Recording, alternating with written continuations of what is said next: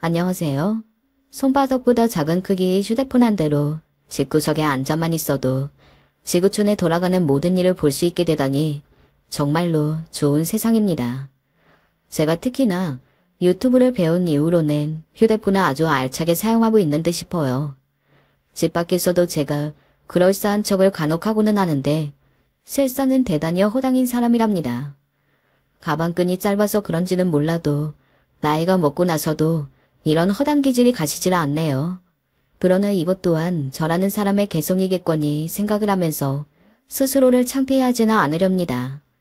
나이가 들어서 만난 지인들은 저에게 꽤 힘들고 어려웠던 시절이 존재한다는 것을 몰라요. 아마 상상도 못하겠다는 지인도 있을 겁니다. 저는 형제가 친정 오빠 한 명뿐이에요. 원래는 제 밑으로 여동생이 둘이 더 있어서 사남매였었죠. 막내가 태어났을 무렵도 저는 생생하게 기억을 합니다. 그런데 어느 순간부터 셋째가 많이 아팠습니다. 가난했던 저희 집에서는 민간요법으로 우선 치료를 했었어요. 얼핏 호전이 되는 것 같아 보이기도 했고요. 그래서 아무도 심각하게 생각을 하지 않았었는데 그러다가 셋째가 어느 날 갑자기 숨을 거뒀습니다. 열이 나고 숨이 가쁘다고 중얼거리며 잠이 든 게 저희 집 셋째의 마지막이었던 거예요. 저와 함께 자라난 동생이 숨을 거두니까 진짜 이루 말할 수 없는 충격이 밀려들더군요. 너무 충격이 커서 저는 한동안 말도 잘 못하고 멍하니 있었어요. 그런 제가 어린 막내를 잘 보살필 수 있을리 만무했죠. 그런 상훈이 있어도 친정 부모님께서는 돈을 벌기 위해 쉬실 수가 없었고 어린 아이를 누가 돌보기는 해야 했으니 멀리 사는 고모댁에 맡겨졌습니다. 그랬다가 그곳에서 교통사고로 고모와 함께 세상을 떠났습니다. 저는 막내가 억울하리 많지 짧게 살다가 세상을 떠난 것이 어쩐지 제 탓만 같았습니다. 아무도 저를 탓하지 않았지만 속으로는 저를 원망하고 있을 것만 같다는 생각이 들어서 미칠 것만 같았습니다. 내가 정신을 바짝 차리고 동생을 돌보기만 했어도 집안일을 더 야무지게 해냈으면 고모댁으로 동생이 보내질 일은 애초에 없었을 텐데 생각해보면 전부 내 탓이야. 그런데 참으로 비겁하고 유약하게도 저는 그 생각을 입 밖으로 꺼낼 자신이 없었습니다. 죄송하다고 말을 해버리면 그때는 걷잡을 수 없이 제가 모든 책임을 공식적으로 뒤집어 쓰게 될 것만 같아서 그렇게 할 수가 없었어요. 입을 꾹 다물고 지냈습니다. 오지랖 넓고 참견이 많았던 시골 동네에서 누군가 저희 집 셋째 이야기를 하면 잠잠고 있었으나 막내 이야기를 꺼내면 즉시 자리를 떠버렸어요. 저의 심장을 너무나도 아프게 만드는 이야기였으니까요. 심장이 슬퍼서 아팠고 뜨끔하게 찔려서 아팠습니다. 친할아버지께서는 그때부터 시름시름 앓다가 이듬해에 돌아가셨어요. 저희 집을 두고 모두가 수군거렸습니다. 재수없는 집이라는 이야기도 들려왔습니다. 속으로 죄책감을 내내 안고 살았던 저를 비롯하여 친정 식구들 중에 그런 수군거림을 버틸 수 있는 사람은 아무도 없었어요. 결국 도망치듯 이사를 결정하게 되었죠. 이사가 결정된 이후 친정엄마께서는 수심이 짙은 얼굴로 이렇게 말씀하셨습니다. 집안에 자꾸 이런저런 일이 있어서 그런가. 늘 공감하실 줄로만 알았던 우리 엄마가 최근 들어서 몸이 안 좋다고 하시는 게 마음에 걸려. 경아 아빠, 나는 더 이상은 아무도 잃기 싫어. 만약에 우리 엄마마저 이렇게 세상을 떠나신다고 그러면 나는 못 살 것 같아. 그냥 나도 따라서 가버릴 것 같아. 그러자 친정아버지께서는 놀랍고 당혹스럽다는 표정을 지으면서도 차마 뭐라고 말씀을 못하셨습니다. 제 눈에 친정엄마께서는 피골이 상접하다 못해서 곧 죽을 날을 받아놓으신 분처럼 보였습니다. 저에게도 그렇게 보일 정도였으니 친정아버지의 눈에는 얼마나 더 친정엄마의 괴로움이 적나라하게 비쳤을까요? 이사를 간 집에서는 친정아버지, 친정오빠, 그리고 저 이렇게 셋이서 살게 되었습니다. 작고 허름한 집과 아담한 동네가 크고 쓸쓸하고 적막하게만 느껴졌던 건 친정엄마께서 함께 계시지 않았기 때문일 거예요. 일을 다니시며 집에 오셔서는 식사와 술, 그리고 잠. 이렇게 세 가지밖에 안 하시는 친정아버지와 점점 대화하는 시간이 줄어만 갔습니다. 친정오빠는 친할아버지께서 돌아가신 이후 입을 여는 모습을 거의 본 적도 없었습니다. 그 사이에서 저는 외로웠어요. 머나먼 지역의 외가에서 머물고 계신다는 친정엄마가 보고 싶다고 감히 조르지도 못했습니다. 가난한 것은 비단 집안의 형편뿐만이 아니라 사랑도 가난했고 화목함도 가난했습니다. 어쨌거나 친정오빠는 집안의 장남이니 빚을 져서라도 공부를 계속 시켜야 한다고 친정 부모님께서 공통적으로 계속 생각을 해오셨어요. 그래서 친정오빠는 고등학교도 나왔고 재수생활을 거친 끝에 제법 나쁘지 않은 대학교까지 진학을 했습니다. 그리고 저는 어떻게 되었냐고요? 중학교까지만 공부를 할 수 있었어요. 내심 고등학교에 가서 공부도 하고 집안을 위해 돈도 벌고 그렇게 병행하고 싶었으나 뜻대로 되지 않았죠. 그거는 네 엄마하고 상의를 해봐야 할 문제 같구나. 엄마하고요? 왜요? 그런다고 해서 엄마가 돈을 보내주시는 것도 아니잖아요. 그냥 아버지가 저 고등학교에 보내주시면 되는 거잖아요. 그렇게 해주세요. 경진이 너를 고등학교에 보낼 생각을 애당초 안 해봤다. 네가 고등학교까지 가고 싶어 할 줄도 몰랐고 당연히 일자리부터 바로 알아볼 곳이라고 여겼는데 네가 고등학교 얘기를 불쑥 꺼내니까 솔직히 무척 난감하구나. 나 혼자서 너에게 허락을 해주고 말고 그럴 문제가 아니야. 가슴이 철렁 내려앉았습니다. 친정아버지의 말씀이 뭔 뜻인지 알 것만 같았어요. 제가 고등학교 생활하는 동안 아무것도 지원해 주실 수가 없으니까 만약 제 사정에 차질이 생겨서 도중에 공부와 돈벌이를 병임을 못할 경우를 떠올리면 골치가 아프시다는 것이었죠. 그런 변수를 고려하고 싶지도 않으시니까 애초에 고등학교를 제가 안 갔으면 하시는 것이 본심이었던 겁니다. 그런 걸 이해하고만 제 자신이 싫었어요. 대기 넘치게 그럼에도 불구하고서 고등학교에 보내달라고 외치지도 못하는 제 자신의 모습은 더욱이 싫었고요. 남들보다 공부를 잘할 자신도 공부를 하면서 돈을 벌 자신도 사실 저는 없었던 겁니다. 순전히 희망사항이었을 뿐인 거예요. 그 사실이 깨달아져서 창피한 마음도 들었어요. 저는 결국 중학교 졸업 후로 제 공부를 마쳤고 규모가 큰 공장에 들어가서 일을 시작했습니다. 돈을 벌어서 당시 대학 입시 공부에 여념이 없었던 친정오빠를 위한 자금을 모았고 집안의 생활비를 댔습니다. 저를 위한 저축은 아주 적은 금액만 할 수 있었죠. 제가 뼈 빠지게 모은 돈은 친정오빠가 대학생활을 하는 것에 많은 보탬이 되었습니다. 근데 뿌듯하기보다는 허무하더라고요.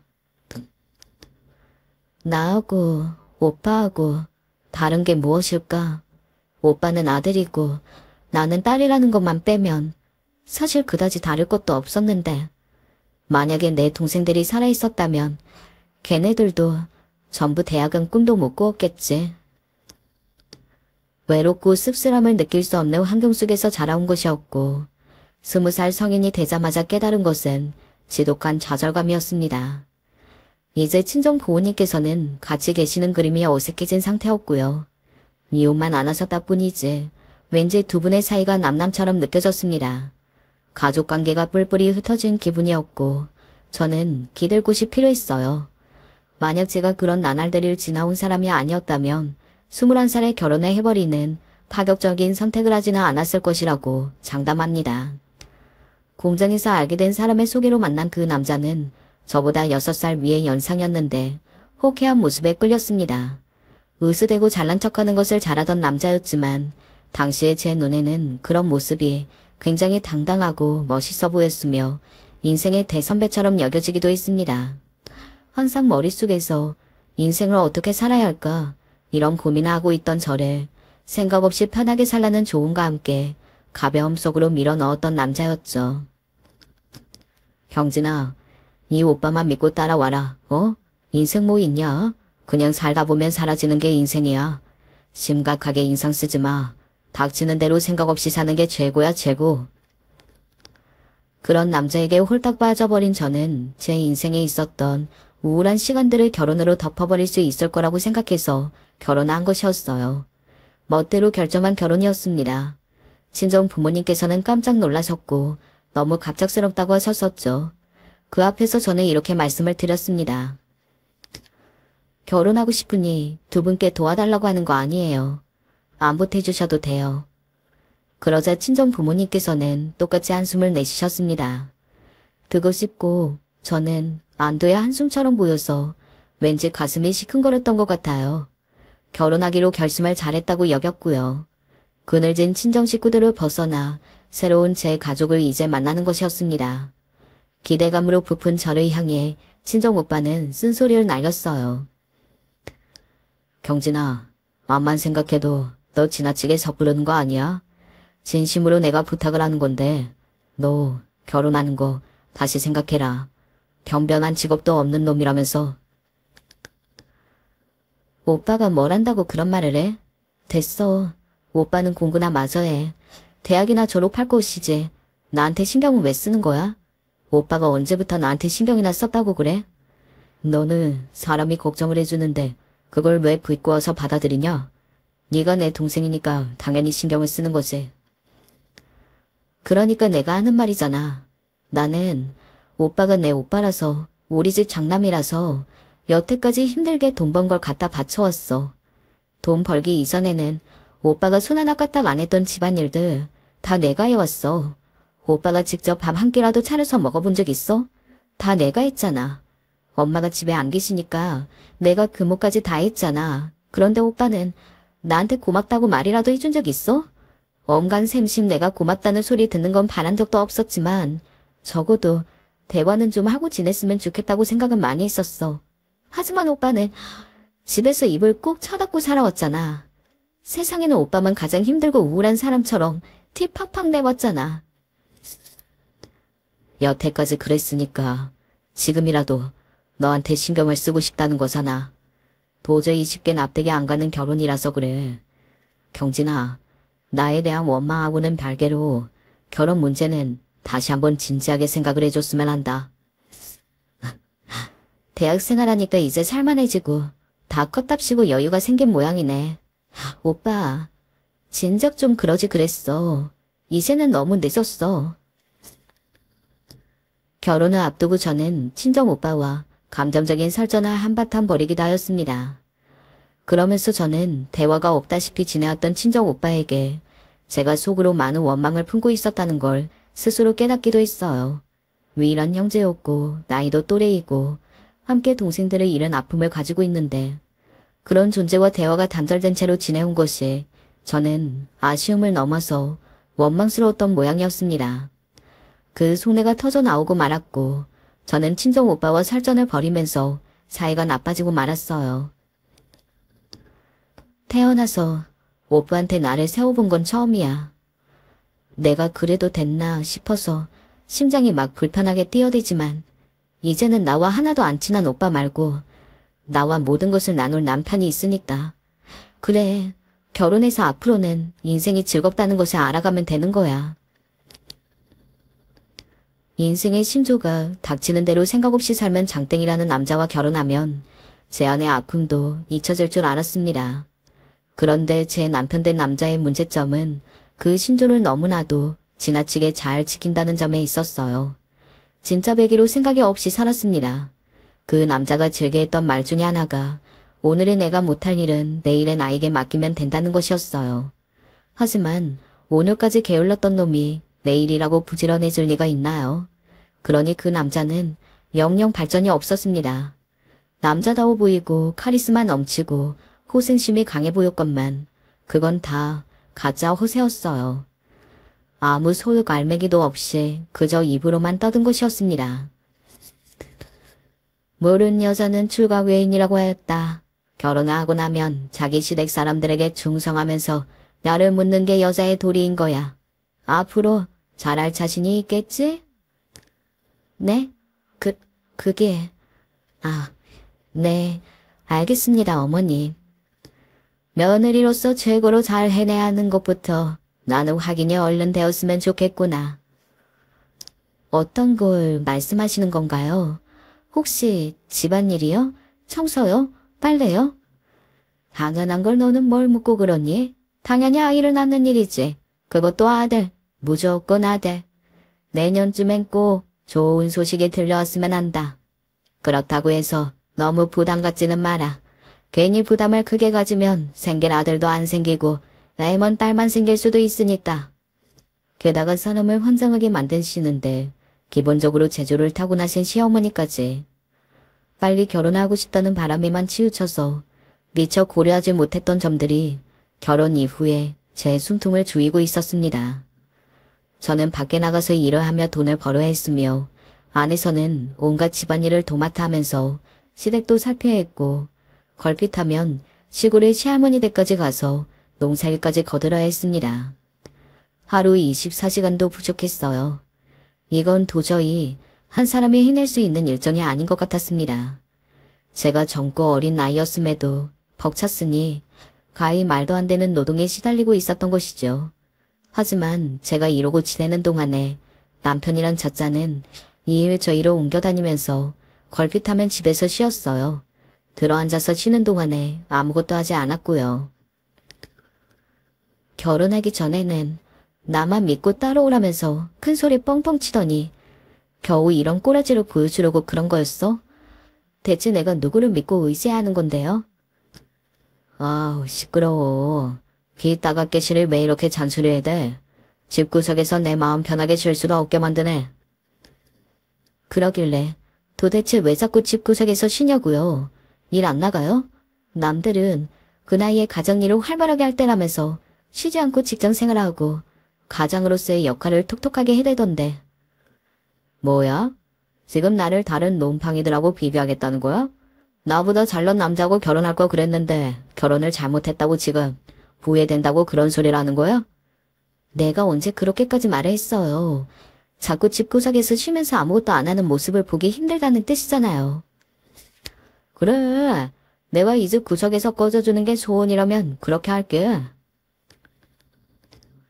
저보다 연상이면서 유치하기는 또 어찌나 유치한지 속에 아주 간장 종지보다도 작았습니다.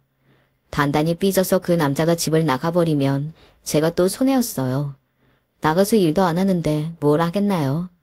아는 사람 붙잡고 만나고서는 술이나 퍼마시는 것이었죠. 술은 공짜인가요? 아니요. 돈이 들죠. 술자리에서 술만 마시는 법 없고 안주도 필요하잖아요. 돈이 꽤 들었어요. 속이 뭉들어졌습니다. 그뿐만 아니라 자기 식구들한테 고자지를 어찌나 또 그렇게 잘하던지. 남자가 바깥일을 하다 보면 이런저런 고뇌가 있는 법이고 쉬면서 생각을 다스려야 할 때가 있는 법인데 너는 그것도 모르고서 내 귀한 아들한테 허구한 날 잔소리를 날려? 얄미운 거. 너는 안 낳기만 해봐라. 가만히 안 둘 거니까. 시어머니께서 저에게 침을 튀기며 그런 말씀을 하셨을 때 저는 정말 순수하게 궁금증이 피어올랐어요. 가만히 안 둘 거면 뭐 어쩔 것이라는 것인지 그게 참 궁금했습니다. 입 밖으로 꺼내지는 않았지만요. 자기 편이 어찌나 많은지 어느 때는 남편놈이 우는 소리를 들으신 시할머니까지 행차하실 때가 있었어요. 세상이 참 좋아졌어. 나 어릴 적에는 개울가에 나가서 얼음을 깨고 빨래를 했었는데 이제는 뭐 세탁기가 빨래를 다 해준다고 하니 이게 얼마나 살기 좋은 세상이니. 그런 좋은 세상에서 좋은 남자를 만나 결혼을 했으면 그것에 감사할 줄 알고 겸손하게 살아야 하는데 그러지 못하고 시끄럽게 우는 암탉도 있는 모양이야. 그러나도 난 암탉은 목을 비틀어 버려야 돼. 제가 가방끈이 긴 사람은 아니었어도 말씀 속에 암탉이 저라는 사실을 알아차리는 데는 아무 문제가 없었습니다. 제 발등을 제가 찍었다는 생각만 들더군요. 대체 왜 결혼을 서두르려고 했었는지 과거의 제 목을 정말이지 비틀어버리고 싶었네요. 쉴 새 없이 일을 하며 매일을 고단하게 사는 와중에 시어머니께서는 자꾸만 아이 소식이 왜 없냐며 최근에 해드셨습니다. 그러면서 꼭 딸 말고 아들이었으면 좋겠다는 말씀도 같이 얹으셨어요. 그게 저는 너무 싫었습니다. 제가 딸이고 친정 오빠가 아들이었기 때문에 같은 집에서도 다르게 자랐다고 생각을 했으니까요. 아들만 바라시는 시어머니의 태도가 너무 싫었어요. 그러던 참에 기어이 남편이라는 놈이 다른 여자하고 붙어먹었습니다. 술 먹다가 만난 사이인 모양이었어요. 그걸 알고서 제가 간신히 버티고 있던 마음이 무너져 내렸습니다. 비참하다는 말로는 설명이 부족한 그런 기분이었어요. 시댁 식구들은 일제히 저보고 배우자의 허물을 감싸주는 것이 참된 여자의 미덕이라고 입을 모았습니다. 막말로 내가 이혼이라는 걸 해낼 자신도 없는데 다른 수가 있을까 싶다. 눈물이 막 쏟아져 내렸죠. 친정 식구들과 화목한 집안이었다면, 저에게도 저만의 사람들이 있었다면 제가 이렇듯 외롭지는 않았을 것 같다는 생각이 들던 바로 그때였습니다. 경진아, 정 힘들면 이혼해라. 너 이번에 봤을 때 얼굴색이 영 아니더라. 오죽 힘들면 그럴까 싶더라. 힘들면 이혼해. 너무 참고 살지 마. 오빠가 또 뭘 안다고 그런 참견이야? 이혼은 뭐 아무나 하는 줄 알아? 그럼 아무나 하지. 아무도 못하는 게 이혼일까 봐서? 이혼 딱지 얻었다고 해서 여자가 자기 인생 못 살아? 시대가 변하고 있어. 대학에서 내가 배운 것들은 전부 다 앞으로 나아가고 변화를 해야만 발전이 있다는 공통점이 있었지. 이혼이 무서워서 인생을 단지 그렇게 살 뿐이라면 그건 말이 안 돼. 그래, 내가 솔직하게 털어놓을게. 나 그 사람과 갈라 살고 싶어. 하지만 이혼은 너무 무거운 이름이야. 결혼은 아무나 하는 것 같아도 이혼은 아무나 하는 게 아닌 것 같아. 무서운 걸 어떡해? 무섭고 겁이 날 때는 살고 싶었던 인생을 못 살고 떠난 동생들을 기억해라, 경진아. 동생들? 내 동생들? 우리 동생들? 오빠, 걔네가 살아있었다면 지금쯤 어떻게 살았을까? 친정 오빠가 동생들 이야기를 꺼냈을 때 저는 가슴에 사무치는 게 있었습니다. 동생들은 여고난 낙인으로 남은 아픔이었죠. 친정 오빠와 동생들 이야기를 그간 단 한 번도 안 하고 살아왔다는 것을 그때 깨닫기도 하여서 하늘에 있는 동생들에게 미안한 마음도 들었습니다. 제가 인생을 이렇게 망치면 안 된다는 생각도 들었고 과감하게 이혼을 결심했어요. 이 미친 것이 감히 누구 아들을 이혼남으로 만들려고 수작질이야? 아, 절대 안 돼. 시어머니께서는 제 뺨을 치며 분노하셨습니다. 하지만 하늘은 제 편이었던 것 같아요. 남편이란 작자가 놀아났던 여자가 임신을 했거든요. 그래서 제가 이혼을 할 수 있었습니다. 섣부른 판단으로 했던 어리석은 결혼 생활이 막을 내렸을 때 저는 후련한 마음이었어요. 2년이 지나서 전 남편에게 아이가 자기의 아이가 아닌 것 같다며 자기 집안 사람들도 그렇고 그 여자도 그렇고 모두가 쌍꺼풀이 아무도 없는데 태어난 아이만 쌍꺼풀이 처음부터 있었다고 하면서 저와 이혼하는 게 아니었다고 가슴을 치며 후회한다고 그랬습니다. 나는 하나도 후회가 안 되는데 새롭게 일하며 살고 있는 지금이 너무나도 즐겁고 좋으니까 그쪽이 후회를 하든 말든 알아서 하시고 연락하는 일 없었으면 좋겠네. 거짓말하지 마. 여자가 무슨 일을 하면서 즐거워해. 결혼하고 가정을 꾸리는 게 가장 즐거워야 정상이지. 전 남편 놈이 울부짖었는데 다락으로 들려서 저는 그저 웃으며 전화를 끊었습니다. 마지막으로 추한 발악을 접하면서 저는 결심한 게 있어요. 결혼으로 제 삶을 얽매이지 말자는 것이었습니다. 그래서 결혼을 멀리한 채 제 일상에만 집중하면서 살았어요. 친정 부모님께서는 여전히 남남 같은 관계였고 그 당시에 대놓고 밝히지는 않으셨으나 각자 새로 만나시는 분들도 있는 듯 싶었어요. 저와 친정오빠 두 사람 다 모른 척하며 지냈을 뿐이었죠. 친정오빠는 나이가 들수록 가까워졌습니다. 새언니도 제법 저와 대화가 잘 통하는 편이어서 더욱 그랬고요. 그렇게 사는 것도 나쁘지 않다고 여기던 어느 날이었어요. 저에게 새로운 인연이 찾아왔습니다. 처음에는 그냥 가정이 있는 남자인 줄만 여기고 전혀 이성으로 보지 않았어요. 하지만 알고 보니까 그 사람은 이미 배우자와 이혼을 하고 나서 혼자 딸을 키우고 있었더라고요. 옆자리가 비어있는 사람이라니 그걸 알고 나니까 제 마음이 일렁거렸죠. 전 남편 때와는 다르게 성급함 없이 잔잔하게 물결치는 마음이었습니다. 고요하리 마치 잔잔한 물결. 그러나 아주 먼 곳에 닿을 때에 가서는 커다란 파도를 반드시 일으키고야 마는 그런 큰 힘을 숨기고 있는 감정이었습니다. 그럼에도 재혼까지는 망설여졌는데 세원이가 저를 설득했어요. 좋아하잖아요. 그럼 된 거예요. 뭐가 더 필요하겠나요? 그치만 저는 결혼에 실패한 적이 있었잖아요. 이제 와서 다시라는 것이 망설여져요. 한 번 실패했다고 해서 주저앉는다면 세상에는 안진뱅이들밖에 없을 거예요. 아가씨, 제 친정언니가 외국에 사는 거 아시죠? 사실은 언제가 될지 모르겠으나 그쪽에 가서 함께 자리 잡고 사는 것을 염두에 두고 있어요. 저희가 외국으로 가버리면 아가씨가 영영 혼자가 될 거라고 오빠는 그걸 벌써 걱정하더라고요. 근데 아가씨한테 만약 좋은 가족이 생긴다면 저희가 다 안심이 될 것 같아요. 그랬군요. 그런 계획이 있었던 거네요. 알려줘서 고마워요. 그리고 저도 덕분에 결심이 섰어요. 저는 제 마음을 흔든 그 사람과 재혼을 했습니다. 딸은 그 당시 13살 나이였어요. 남편이 딸이 생모하고 둘 다 20대 중반의 나이였을 때 교제 1년 만에 아이가 생겨서 급히 결혼을 하게 되었던 것이었더라고요. 그러다가 결혼 생활 9년 만에 파경을 맞았고요. 남편이 말하기로는 사실 그보다 더 이전부터 이혼 위기가 찾아왔었다고 합니다. 왜냐하면 시부모님과 딸의 생모 사이가 너무 안 좋았기 때문이래요.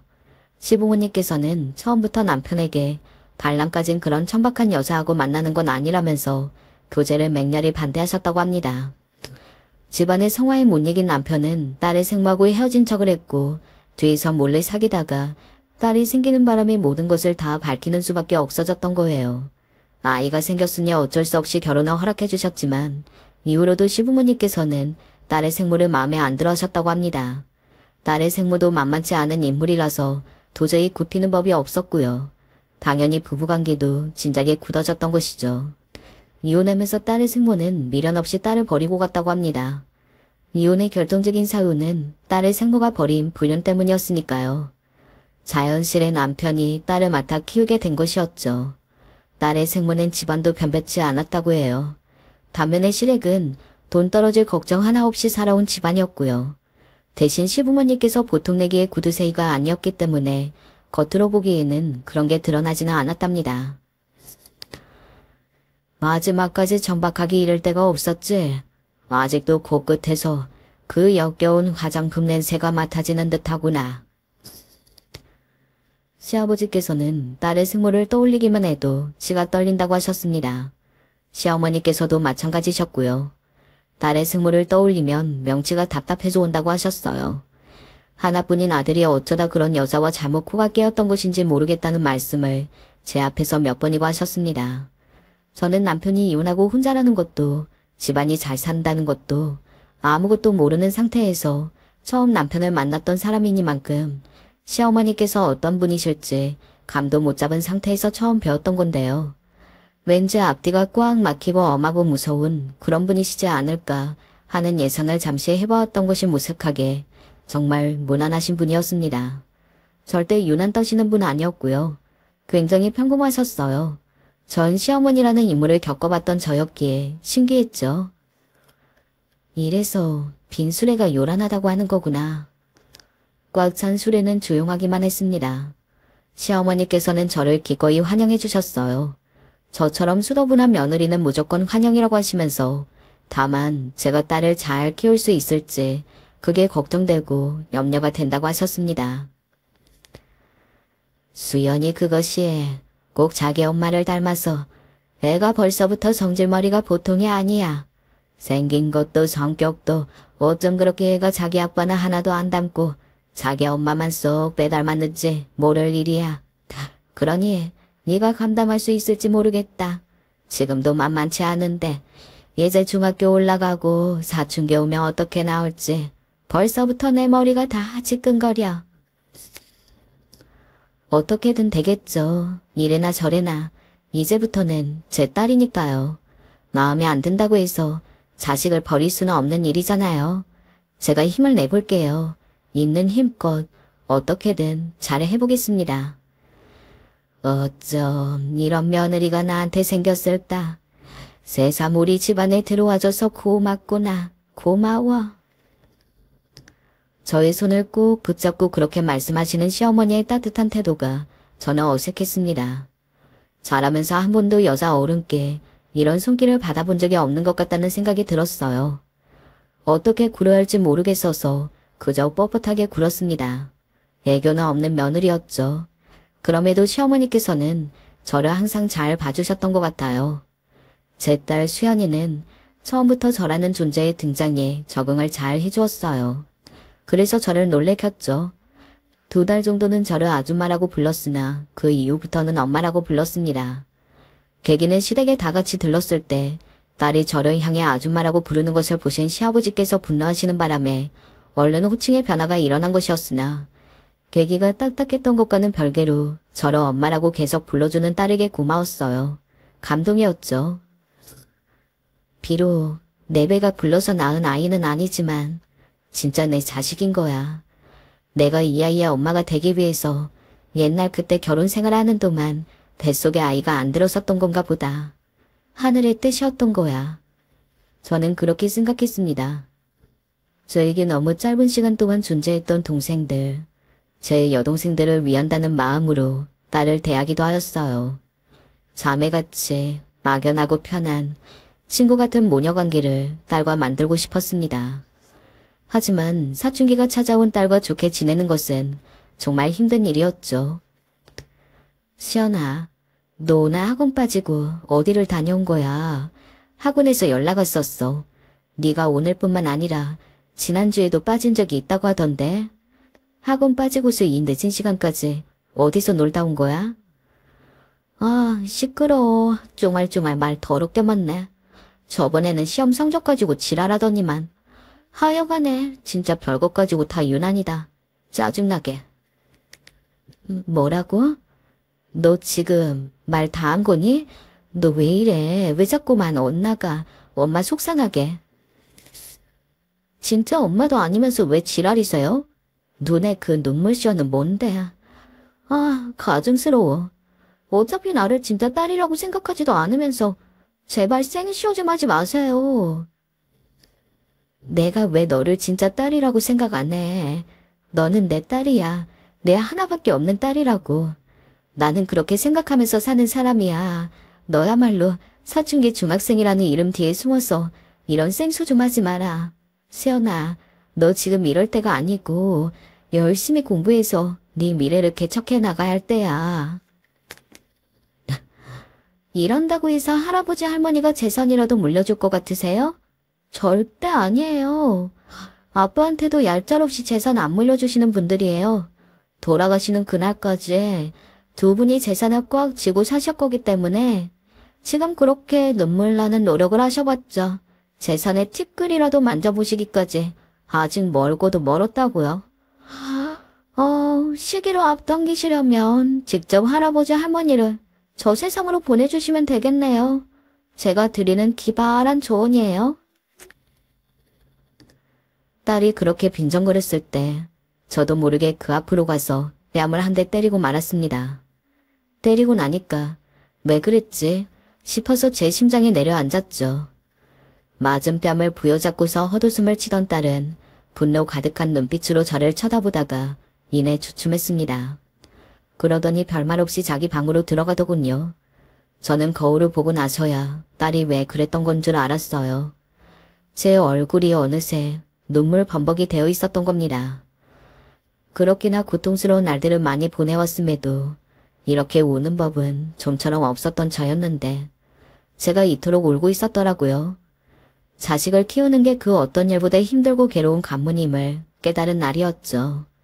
제 분신도 아니니까 제 마음대로 움직일 수 없다는 것을 분명하게 알고 있음에도 딸이 멋대로 행동하면서 엇나갈 때마다 가슴이 옥죄어 왔습니다.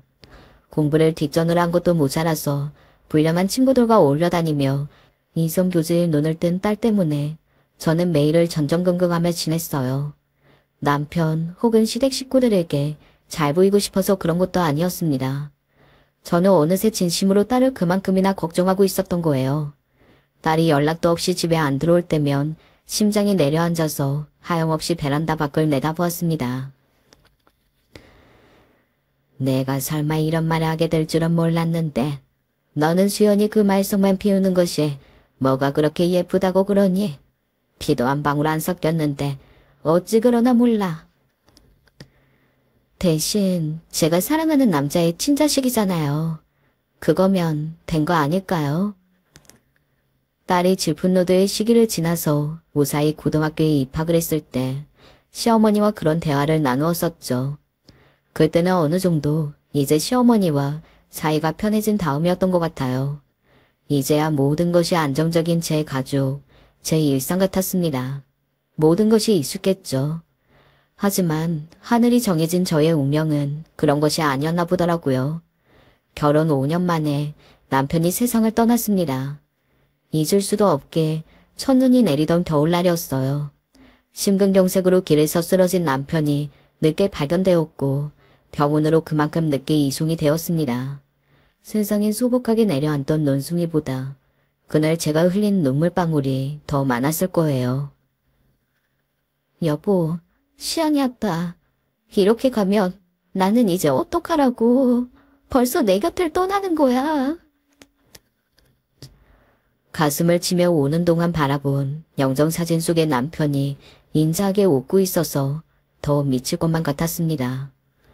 제가 그 정도였는데 시부모님께서는 오죽하셨겠나요. 흡사 짐승이 오는 듯하는 소리를 내며 오해를 하셨습니다. 그 앞에서 저는 숙연해질 수밖에 없었습니다. 그리고 저는 장례식 밖에서 딸이 누군가와 만나고 있는 모습을 목격했습니다. 저보다 나이가 4대 정도 많아 보이는 여자였습니다. 모르는 여자였는데 그럼에도 낯이 익었어요. 아, 전 부인이구나. 우리 시안이를 낳아준 사람이구나.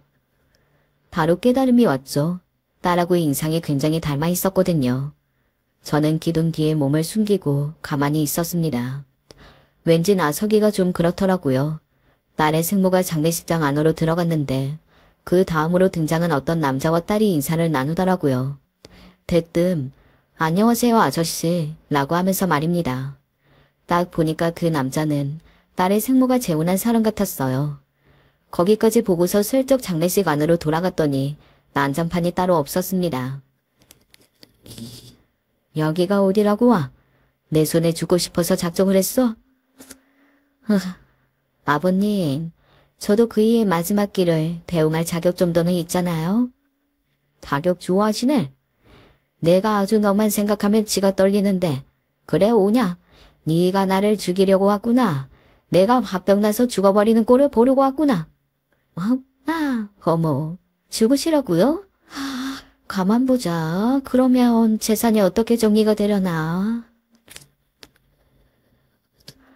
딸의 생모가 웃음을 섞여 그렇게 말해있을 때 저도 모르게 인상이 써졌습니다. 역겹다는 생각부터 들더군요. 모두가 손가락질하면서 달려들자 딸의 생모는 주랭랑은 쳤습니다. 저는 기진맥진하신 시아버지의 곁을 지켜드렸죠. 결국 또 혼절하셨던 시어머니께서 깨어나시더라도 부디 이 소식을 영영 안 접하시길 바라면서 말이에요. 슬픔과 혼돈 속에 남편과 영원히 인사를 했고 저는 꿋꿋하게 버티며 딸을 키우기로 했습니다.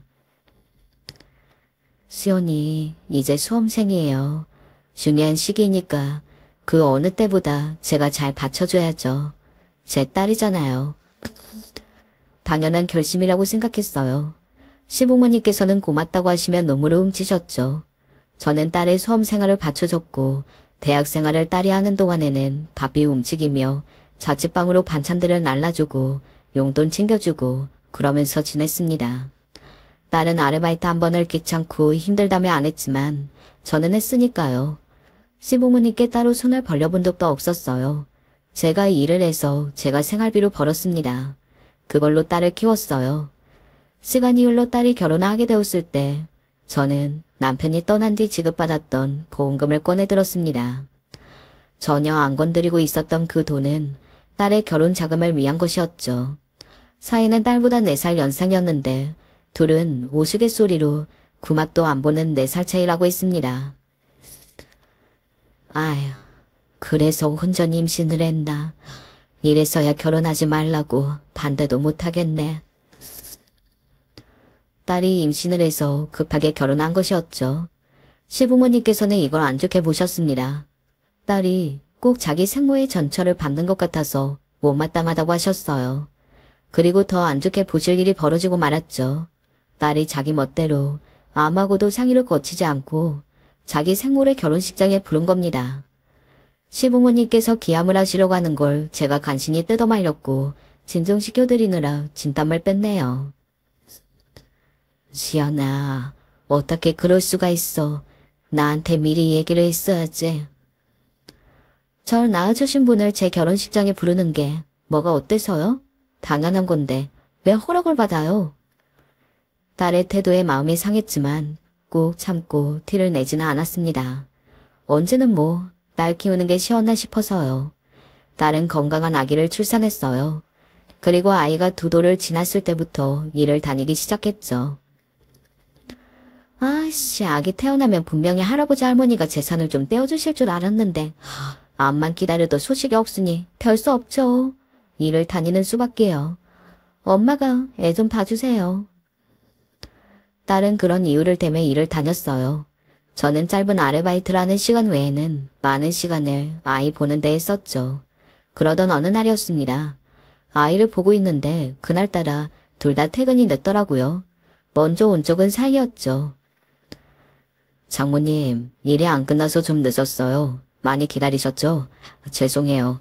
제가 요 앞에 들어오면서 음료수 하나 샀어요. 이거 좀 드세요. 아이고, 일이 많았다니 고생스러워서 어째? 나는 목 안 마르니까 우리 정서방이 마셔. 장모님 드리려고 사온 건데요. 이거 신제품인데 엄청 맛있어요. 저도 이거 마셔왔어요. 사이가 뚜껑을 따서 준 음료수를 아무 생각 없이 받아 마셨죠. 과일 맛이었는데 희한하더라고요.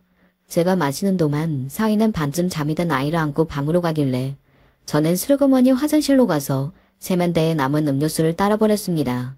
사위에게는 미안했지만 맛이 비위에 안 맞았거든요. 사준 성의가 고마워서 남기는 모습을 보여줄 수는 없었기에 그리했던 것이었죠. 딸이 곧 올 거라는 사위의 목소리가 들려왔고 저는 갑자기 잠이 쏟아져서 저도 모르게 거실 소파에 누웠습니다. 그리고 얼마나 시간이 흘렀을까요? 장모님 지금 완전히 깊게 잠들어 계시거든. 아주 완벽해. 이제 빨리 끝내면 돼. 좋아, 얼른 해치우자. 혈안간 그런 대화 소리가 들려왔습니다. 제 심장이 미친 듯이 뛰기 시작했죠. 지척에서 두 사람이 아무래도 제 휴대폰을 들고 씨름하는 듯한 소리가 들려왔어요. 제 눈이 번쩍 떠졌습니다. 눈으로 직접 확인해보니 두 사람은 제 휴대폰에서 은행 업무 기능에 들어간 상태였어요. 이런 돈 남기지 않고 다 털어야겠어. 그 미친 할망구 할망구 노인네들이 다 뒤지려면 대체 얼마나 긴 세월이 필요할까? 전부 뒤지면 당연히 재산이 손녀인 나한테 올 거라고 믿지만 그때는 멀었잖아. 그러니까 지금 당장 필요한 자금은 여기서 털어야 돼. 딸의 목소리에 이게 꿈이 아니라는 것을 알고는 제가 필사적으로 어지러운 몸을 일으켜 다가갔습니다. 지금 뭐 하는 거야? 내 은행에 왜 접속했어? 왜? 뭘 하려고? 엄마, 왜 벌써 일어나? 이럴 리가 없는데. 돈을 빼가려던 거야? 나한테 무슨 짓을 한 거니? 음료수. 아까 그게 수면제가 들어있었구나. 그래서 내가 갑자기 잠이 온 거였어. 제가 휴대폰을 향해 팔을 뻗자 사이가 저를 밀쳐냈습니다. 딸은 저를 외면했고요. 만약 그때 딸이 저를 외면하지 않았더라면 저는 달리 굴었을 거예요. 제가 아등바등 품에 끼고 힘들게 키워온 딸이 저를 배신하지만 않았다면 저는 언제까지고 엄마로 있어주었을 겁니다.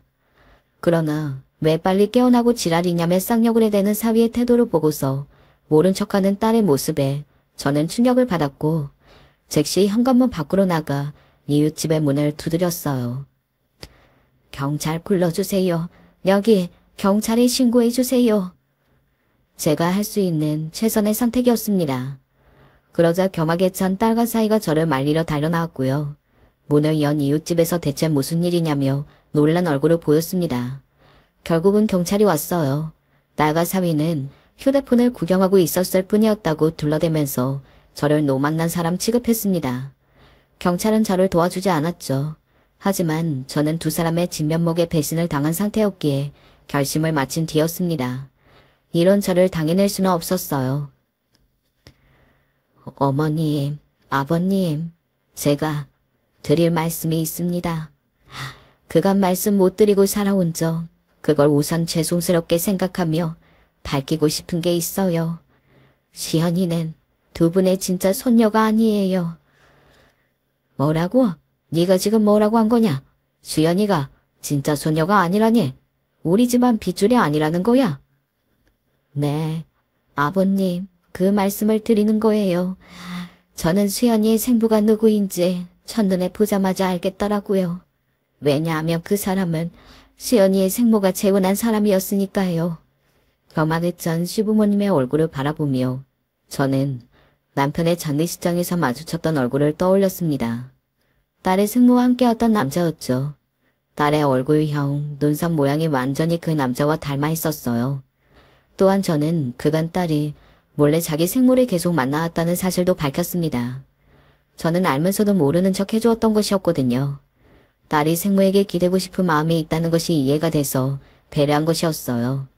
그 여자라면 치를 떠시는 시부모님께서 완전히 뒤집어지셨습니다. 그 망할 년이 결국은 우리 아들을 가지고 농락했던 거였구나. 가만히 안 둬. 시어머니께서 울분을 터뜨리셨고 시아버지께서는 당장 그것들을 다 무너뜨리겠다고 하셨어요. 딸의 생모가 액세서리 가게를 운영하고 있었는데 그게 몽땅 다 도난당하는 사건이 벌어졌습니다. 희한하게 가게이며 열대 CCTV가 그때 먹통이었죠. 그딴 식으로 살았으면 도둑질 정도는 언제이고 당할 수 있다는 생각으로 살아야지. 그리고 사이가 일하던 직장에 딸의 생모가 얼마나 낯짝이 두꺼운 인물인지, 그리고 그런 여자의 딸과 사이가 얼마나 정신나간 인물들인지 적은 전단지가 배포되었습니다. 복면을 쓴 정체불명의 사람 2명이 뿌리고 사라졌다네요. 유전자 검사 결과 정말로 딸은 시부모님의 친숙녀가 아니었어요. 시부모님께서는 냉정하게 너는 우리 집안 사람이 아니다 라며 외면하셨습니다. 이럴 리가 없는데? 대체 이게 왜 들켰지? 나도 뒤늦게 알았던 사실인데 도대체 이게 왜 들킨 거야? 말도 안 돼. 그러면 난 이제 어떻게 되는 거야, 엄마? 빌붙을 구석이 하나도 없는 건 아니지. 우리 아기는 어떡하고. 엄마가 있었지. 우리 엄마, 세상에서 가장 착한 우리 엄마라면 계속 내 편을 들어주실 거죠? 내가 잠깐 실수를 하기는 했는데 그때는 제정신이 아니었어요. 돈 때문에 짜증나서 그랬어요. 엄마라니? 무슨 엄마 얘기하는 거야? 당연히 너를 낳아주신 그분이 엄마이겠지. 나는 네 엄마 아니잖아. 네가 그렇게 나를 생각해왔잖아. 나를 엄마라고 생각했다면 이민 준비하면서 내 돈을 몽땅 털어가려고 하지는 않았겠지. 우리가 진짜 모녀라고 생각했던 건 나뿐이었던 거야. 나는 이제 그 착각에서 벗어나련다. 엄마, 잘못했어요. 제가 판단을 잘못했어요. 애기 아빠는 도망가고 친엄마는 요새 미쳐서 제정신이 아니란 말이에요. 친아빠라는 인간은 친엄마라고 또 정식 부부도 아니에요. 혼인신고 안 했다고요. 다른 여자도 있는 인간이에요. 그런 인간한테 제가 어떻게 의지를 하겠어요? 세상 모든 사람은 후회를 한단다. 그러니 네가 후회를 하는 건 자연스러운 일이야. 힘내. 저는 그렇게 말하고 돌아섰습니다. 딸의 절규가 들려왔지만 억지로 발걸음을 옮겼어요. 딸과 사이가 저 몰래 준비했다던 게 이민인데 정작 생각조차 안 해본 제가 외국에서 살 생각을 어느새 하고 있었습니다. 친정 오빠하고 새언니가 저를 불렀기 때문이에요. 와서 살라고 간곡하게 청을 하더군요. 저도 새로운 곳에서 생각을 비우고 사는 게 낫겠다 싶었습니다. 그러자 시부모님께서는 정말 놀랍게도 저에게 당신들의 재산을 넘겨주셨습니다. 다는 아니었지만 상당 부분을요. 극구 사양했지만 두 분이 강경하셨어요. 너는 누가 뭐라 해도 우리 집안 며느리다. 그래, 허무하게 떠나보낸 우리 아들이 바로 이걸 바라고 있을 거야. 왜냐하면 네가 우리 며느리니까. 제가, 못나디 못난 제가 정말 아직도 두 분의 며느리여도 될까요? 그래도 되나요? 제가 두 분 앞에서 목 놓아 울고만 순간이었어요. 이런 인연이 제 인생에 존재한다는 것 자체가 감사했습니다. 기쁜 마음으로 출근길에 오를 수 있었어요. 저는 그 이후로 큰 걱정 없이 행복하게 지냈으며 시부모님과도 종종 왕래를 하면서 돈독한 관계를 유지했답니다. 사연 봐주시는 분들 안녕하세요. 저는 30대 후반을 맞이한 남자입니다. 집안일 마음껏 터놓을 곳도 마땅치 않은 데다가 제가 글 쓰는데 미력 하나만 취미가 있어서 사연 신청하게 되었습니다. 제가 취미가 있다 뿐이지 글을 잘 쓰는 건 아니니까 기대 덜고 들어주시면 감사하겠어요. 주변에 친구놈들은 꽤 있는데 가정사를 미주얼고주얼 다 떠들기에는 제가 좀 쪽팔리네요. 익명이니까 하고 싶은 얘기들을 다 써볼게요. 저는 제가 33, 아내가 31일 때 결혼을 했어요. 딱 2년 연애하고 결혼 준비에 들어갔었죠. 쓰라일 딸을 하나 두게 되었습니다. 임신 기간 동안 아내나 저나 정말 힘든 시간들이었고 그래서 무사히 건강하게 태어나준 아기가 고마웠어요.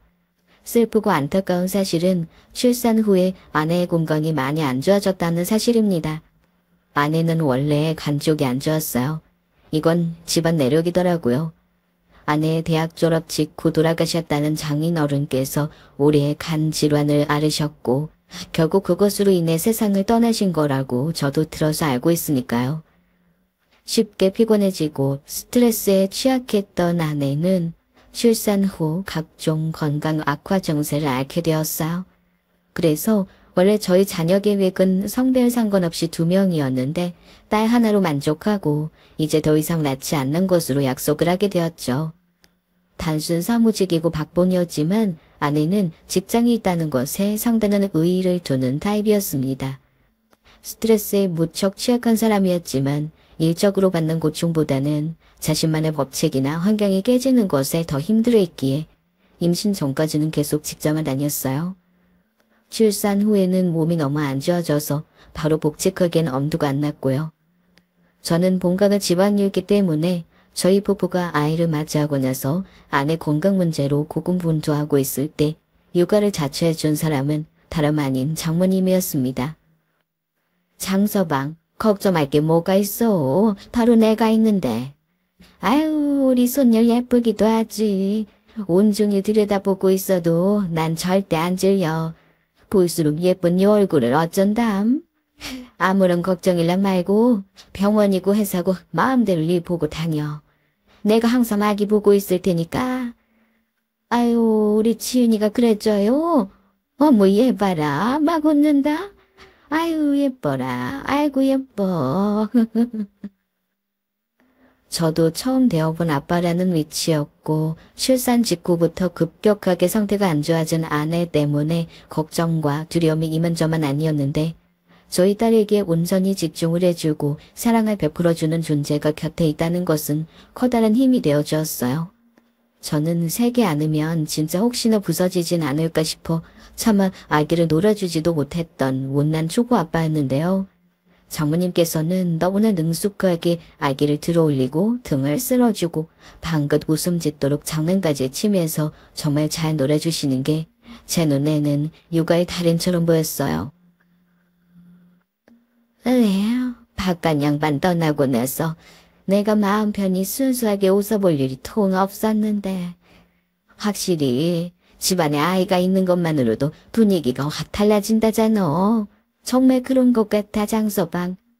아기 보고 있자면 절로 미소가 다 지어지네. 어째 이런 천사가 다 있을꼬. 전혀 귀찮아하지도 않으셨고 저희 아기를 보면서 늘 편안한 표정과 행복한 말씀들을 해주시는 것에 저도 정말 감동이었죠.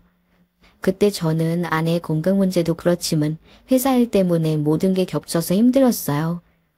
딸이 태어나지 않았다면 번아웃이 와서 모든 걸 다 내려놓고 후련히 자연과 벗삼아 시간이나 죽이며 살아가는 백수가 되었을지도 모릅니다. 그 정도로 머리 아플 만큼 복잡했던 시기였어요. 딸이 태어났다는 것은 제 깊은 책임감이었습니다. 그러니 저는 주저앉을 수 없었죠. 무슨 일이 있어도 내가 우리 딸 앞으로 평생 지킨다는 각오가 생겼기 때문에 하루하루 아내와 미래를 그려가며 버틸 수 있었어요.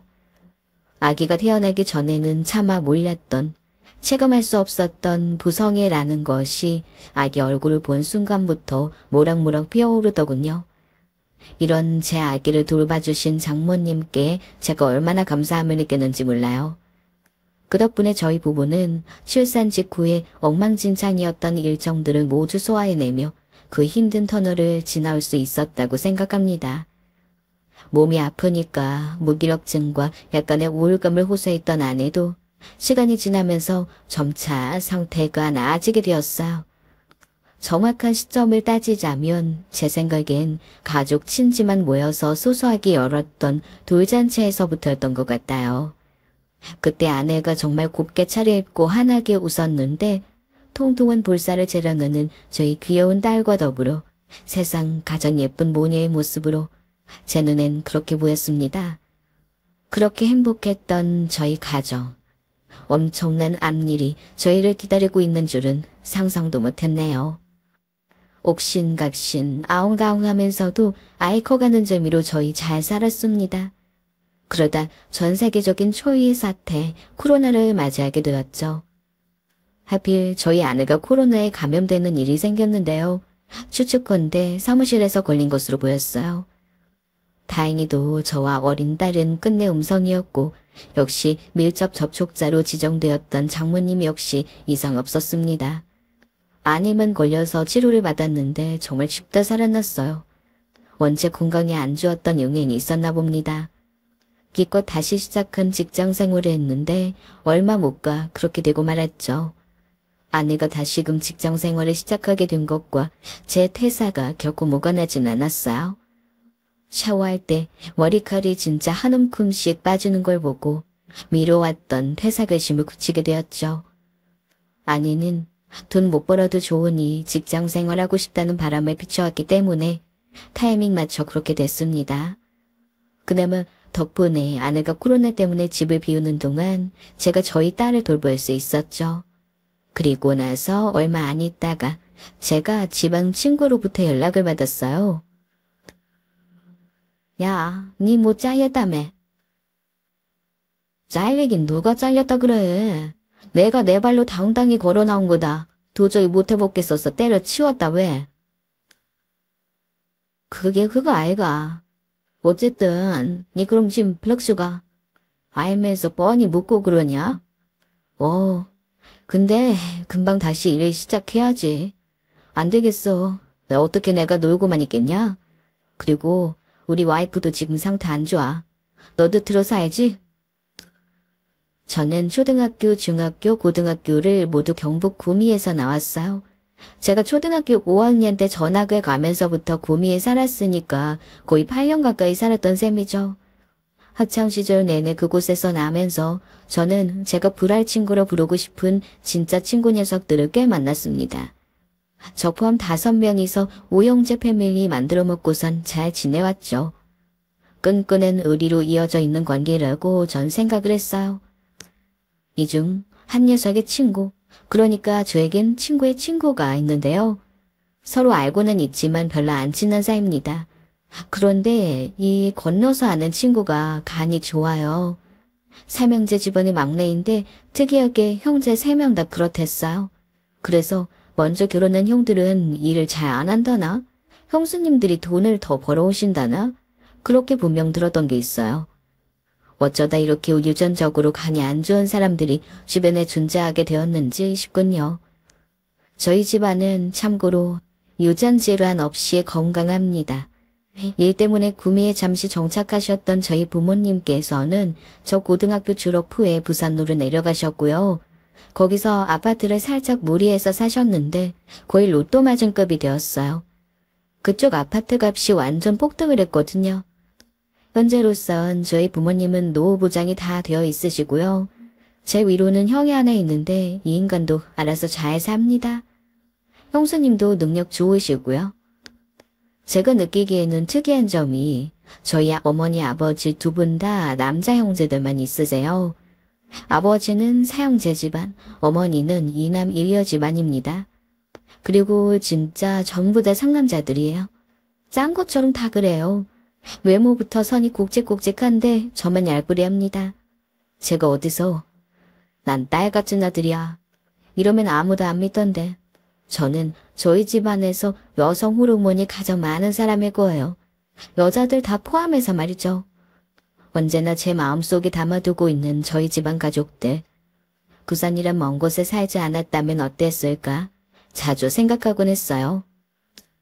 그리고 만약 제가 서울 서대문구가 아니라 부산 해운대구에 자리 잡고 살았다면 어땠을까?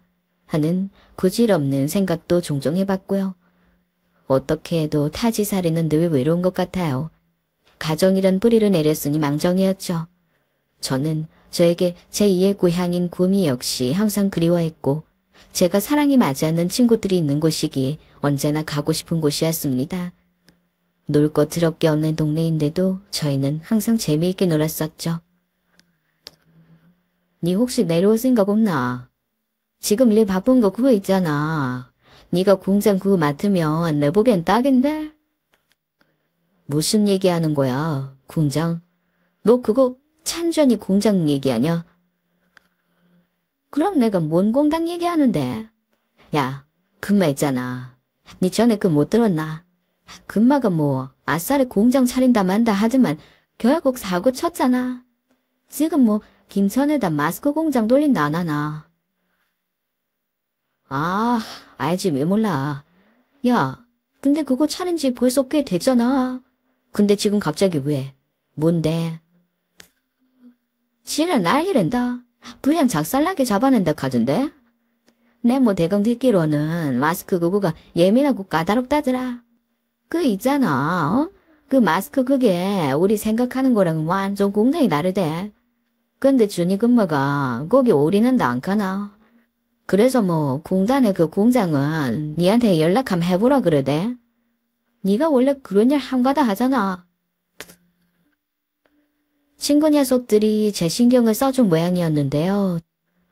저는 단발이 솔깃해서는 욕심이 났어요. 다른 사업 아이템 때문에 바빠진 친구들 도울 겸 무엇보다 급한 상황이라고 하니까요. 몇 달 제가 공장 맡으면 돈도 엄청 땡겨준다고 하고 그렇게 챙겨준다는데 마다하기가 어려웠어요. 아내에게 바로 상의를 가장한 제 바람을 꺼내보았습니다. 난 진짜 그 일을 내가 맡고 싶은데 나 원래 관리자가 천직이잖아. 관리 업무로 총괄하는 거라 한번 해보고 싶다는 생각 바로 들더라고. 내가 가서 돈 진짜 많이 벌어올 테니까 몸 추스르고 지훈이 보면서 혼자 지낼 수 있지?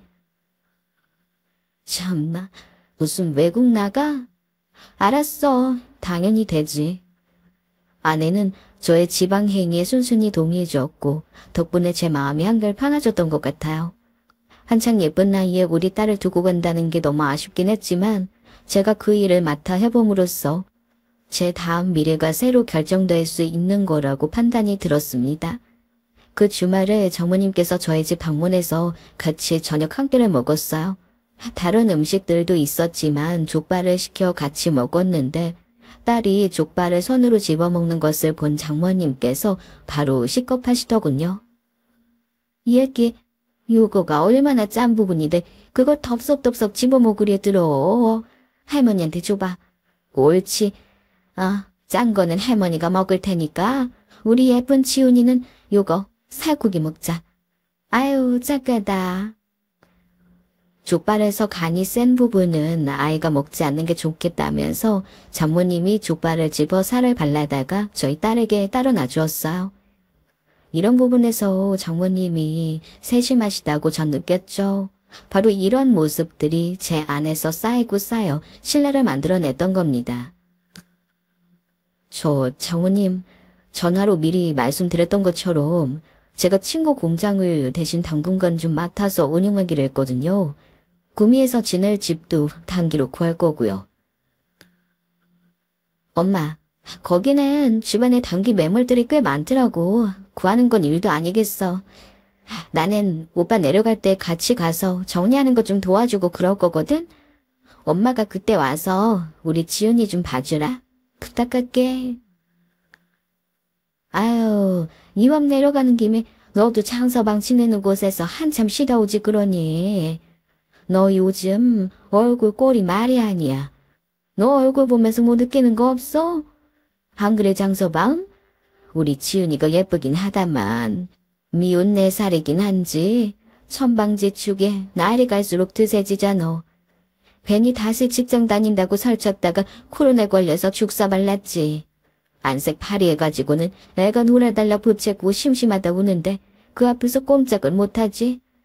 에휴, 잔말 말고 장서방 지낼 집 어떤가 네가 잘 살펴봐주고 너도 웬만하면 콧발은 좀 제대로 쐬고 올라와라. 장모님께서 약간 신랄하게 말씀하시는 것에 저희 부부 서로는 비껴안하면서 민망하게 있었네요. 그렇게 내려가기로 한 날짜가 되었어요. 저희 딸이 장모님 옆에 찰싹 달라붙어 귀엽게 손을 흔들며 빠빠이 해주는 것을 뒤로 한 채 트렁크랑 뒷좌석에 짐을 꽉 채워서 아내랑 구미로 내려갔어요. 저는 워낙 단벌 신사로도 잘 지내는 타입이라 짐도 얼마 없었고요. 그래서인지 예상보다 정리는 금방 끝냈죠. 공장이랑 출퇴근 동선 좋은 위치에 있는 투룸이었어. 그리고 아내는 이곳 생활을 마음에 들어하는 눈치였습니다. 집에서 가만히 침묵 속에 책이나 읽고 한적한 동네를 낮에 한 바퀴 돌면서 산책이나 하고 좋은 동네 카페에 가서 혼자 앉아있고 이런 생활에 만족해했어요. 여기 있으니까 나 꼭 힐링하러 온 사람 같다. 지윤이가 너무 보고 싶긴 한데 솔직히 내 몸과 마음이 재충전되는 느낌이야. 그러면 며칠 더 있다가 올라가는 건 어때? 매일 영상통화로 너도 봐서 알겠지만 지윤이가 장모님이랑 지내면서 꽤 좋아하는 것 같아. 부모인 우리보다도 장모님께서 때로는 더 지윤이를 위해 주신다는 느낌을 받을 때도 있다니까. 이거 나만 그래? 우리 엄마가 애를 잘 버는 것 같긴 해. 난 솔직히 체력적으로나 정신적으로나 하루 종일 지윤이 보려면 벅찬데 엄만 거뜬하시더라고. 아, 진짜 엄마가 우리랑 가까이 살아서 얼마나 다행인지 몰라. 그럼 엄마한테 내가 연락할까? 나 조금만 더 있다 간다고? 아내와 제가 신중하게 상의를 했고 장모님께 연락을 드렸어요. 우선 장모님이 어떻게 반응하시는지 보고자 했는데요. 엄청 반색을 하시는 거예요. 그래서 저희가 딸 맡기는 수고비 명목으로 용돈을 드리고 왔는데 더 후하게 드려야겠다는 생각이 들었죠. 장모님, 저희 식구 토탈 생활비라고 생각하고 월 500 드리려고 하거든요. 저 내려와 있는 동안이요. 뭐? 장서방 500 쓰기나? 아니 그럼 큰 돈을? 어차피 제가 여기 내려와 있으면 저희 집사람이 있다 하더라도 장모님께서 지훈이 보러 저희 집에 계속 방문해 주실 것 같아서요. 아유, 그건 그렇지. 장서방 없는 상황이라면 그렇고 말고 내가 안 만날 딸이라지만 다 맡겨놓을 수가 있어야지. 내 손녀는 내가 두 눈으로 보고 찰싹 달라붙어 있어야지만 안심이 돼. 네, 그래서요. 장모님께는 정말 늘 감사드리는 마음이에요. 아시죠? 그런데 혹시 금액적으로 너무 부담되신다고 하시면 아니야. 왜 부담이 돼? 아니야, 괜찮아. 아야, 내가 뭐 준다고 해서 그 돈을 낼렘 다 써버릴 사람이야? 아닌 거 장서방이 더 잘 알지? 그거 돈 주면 내가 우리 지훈이 앞으로 직접 저금하고 싶어. 할머니가 손녀를 위해 모은 돈으로 만들면 좋을 것 같네. 장모님께서 그렇게 말씀하시니 제가 알았다고 대답할 수밖에 없었죠. 돈 500 드리는 거 어떠냐는 건 아내가 먼저 꺼낸 얘기였는데 지금 저희에게 다른 것이 부족하지 돈이 부족한 상황은 아니었기에 저도 괜히 기분 상하게 시리 가타부터 다른 말 안 꺼내고 한 귀에 알겠다고 동의를 했어요. 장모님께 가는 돈이 결국 저희 집안 돈이라 여겼고 몇 달 공장 맡으면서 버는 액수도 많았으니까요. 그렇게 하기로 하고 나서 한 2주였나 보름 정도 지나고부터 무렵이었어요. 저희는 별 특별한 일이 있지 않고서야 저랑 아내 둘 다 매일 영상통화로 딸을 보면서 대화를 나눴습니다. 같이 할 때도 있었지만 보통은 아내가 이른 오전 시간에 영상통화를 했고 저는 하루 일과를 마무리하는 밤중에 했어요. 그런데 언제부턴가 우리 치은이가 글쎄 저녁 먹고 좀 놀다 보면 금세 잠이 온다 그러네. 요는 닭마냥 꼬벅꼬벅해서 안 되겠지 뭐야. 밤늦게 통화는 이제 안 되겠어 장서방. 밤에 영상통화를 안 받으시고는 장모님이 카톡으로 애가 이미 잔다고 답장을 주셔서 좀 희한하다 생각했어요. 각 잡고 여쭤봤더니 저런 말씀을 주셨죠. 딸이 일찍 자기 시작했다네요. 전 웬만하면 지금까지처럼 밤에 잘 준비 다 마친 딸의 모습을 보면서 영상통화를 하고 싶었는데 장모님과 지내면서 아이의 수면 패턴이 바뀌었구나 싶고 그래서 수긍을 했어요. 대신 딸이 보고 싶으면 퇴근하고 나서 씻고 옷을 갈아입자마자 영상통화를 걸었죠. 우리 공주님 이제 저녁 먹어? 저녁 먹고 치카치카하고 이제 잘 준비할 거예요? 일찍 자고 일찍 일어나는 새나라 어린이네. 보기만 해도 웃음이 나는 저희 딸을 보며 전 그렇게 말해 주었습니다. 지금 생각하면 제가 그때 참 머저리 같았어요. 얼마 후 아내가 집에 돌아가기로 했어요.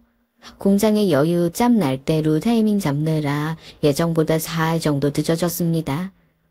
올라가는 길에 당연히 제가 데려가 줬고요. 딸을 보고 싶었기 때문입니다. 우리 딸 이리 와. 아빠한테 와. 할머니랑 잘 있었어?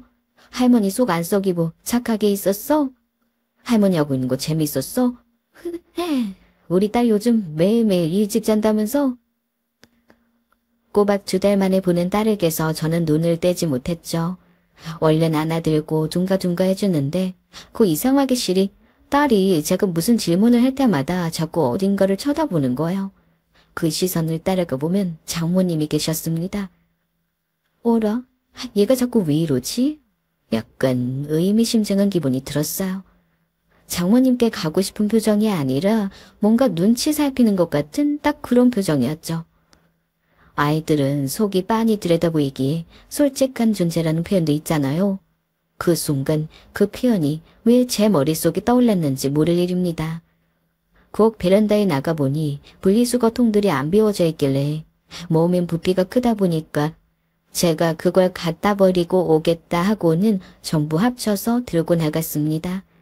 그렇게 잔뜩 쌓여있던 분리수거를 하고 다시 집으로 올라왔는데 엘리베이터에서 내려 오른쪽으로 돌아 저희 집 현관문 앞에 서자마자 뒤에서 도어락 소리가 들려오는 거예요.